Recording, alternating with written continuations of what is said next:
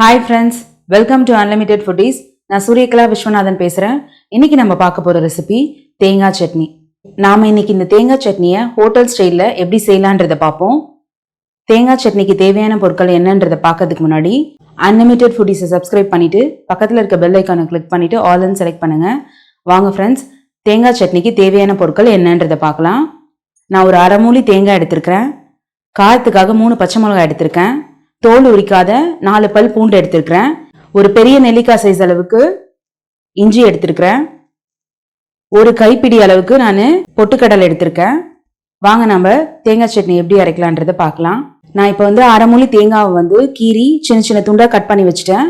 இப்போ அடுத்தது 3 பச்சை மிளகாய் நம்ம 2ஆ கட் பண்ணி எடுத்துக்கலாம். அடுத்தது ஒரு சின்ன துண்டு இஞ்சி, இதையும் நம்ம ஸ்லைஸா கட் பண்ணி எடுத்துக்கலாம்.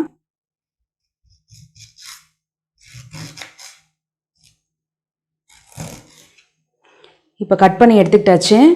நம்ம பச்சை மிளகாவையும் இஞ்சியும் எண்ணெயில் போட்டு நம்ம வதக்கிக்கலாம். ஏன்னா நல்ல ஒரு வாசனை, ஒரு ஃப்ளேவர் கொடுக்கும். அது பூண்டை நம்ம வதக்க வேண்டியதில்லை, அப்படியே மிக்சியில் போட்டு நம்ம அரைச்சிக்கலாம். ஃபஸ்ட்டு இது ரெண்டுத்தையும் நம்ம எண்ணெயில் வதக்கிக்கலாம். வாங்க ஃப்ரெண்ட்ஸ், நான் ஒரு பேன் வச்சுருக்கேன். அதில் 1 டீஸ்பூன் எண்ணெய் ஊற்றிக்கிறேன். எண்ணெய் சூடாயிடுச்சு. ஃபஸ்ட்டு நம்ம இஞ்சியை போட்டுக்கலாம்.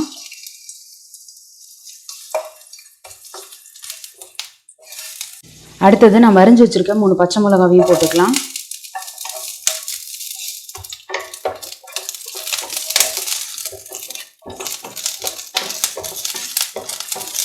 இஞ்சி நல்லா வதக்கிக்கணும், நம்ம நல்ல ஒரு ஃப்ளேவர் கிடைக்கும்.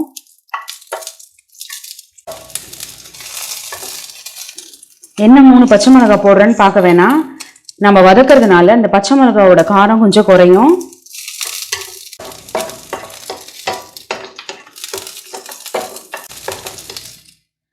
இந்த அளவுக்கு வதக்கினா போதும். ஒரு 2 நிமிஷம் அளவுக்கு நம்ம வதக்கினா போதும்.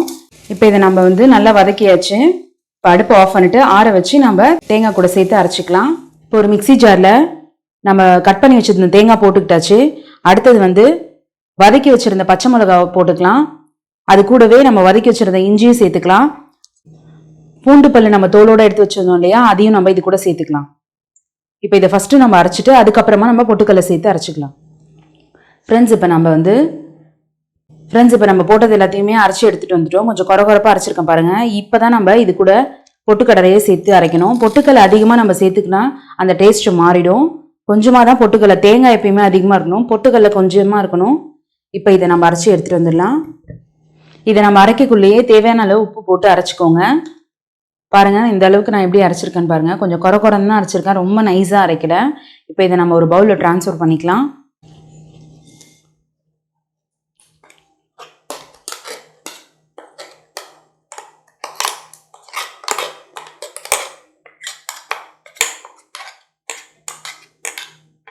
இது கூட தேவையான அளவு நம்ம தண்ணி சேர்த்துக்கலாம்.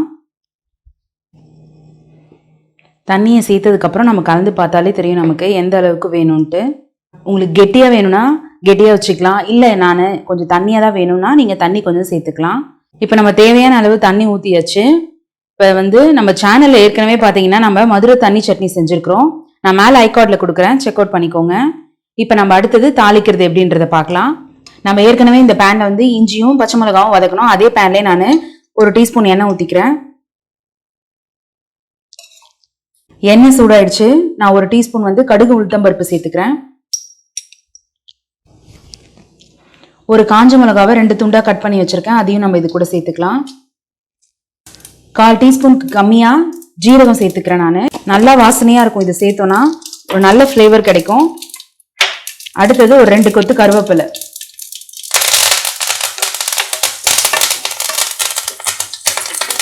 ஒரு சிட்டிகை பெருங்காயத்தூள் சேர்த்துக்கலாம்.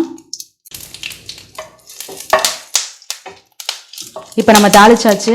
இதை நம்ம சட்னியில் சேர்த்துக்கலாம்.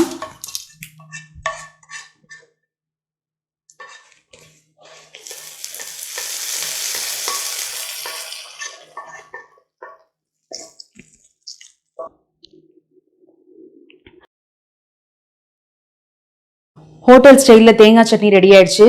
இந்த ரெசிபி உங்கள் வீட்டில் கண்டிப்பாக ட்ரை பண்ணி பாருங்கள். ட்ரை பண்ணி பார்த்துட்டு எப்படி வந்ததுன்னு சொல்லிட்டு கமெண்ட் பண்ணுங்கள். இந்த வீடியோ பிடிச்சா லைக் பண்ணுங்கள். மறக்காமல் அன்லிமிட்டெட் ஃபுட்டீஸ்க்கு சப்ஸ்கிரைப் பண்ணுங்கள். நம்ம சேனலை பார்க்குற புது வியூவர்ஸாக இருந்தால் அன்லிமிட்டெட் ஃபுட்டீஸை சப்ஸ்கிரைப் பண்ணிவிட்டு பக்கத்தில் இருக்க பெல் ஐக்கானை கிளிக் பண்ணிட்டு ஆல்னு செலக்ட் பண்ணுங்க. Thank you friends.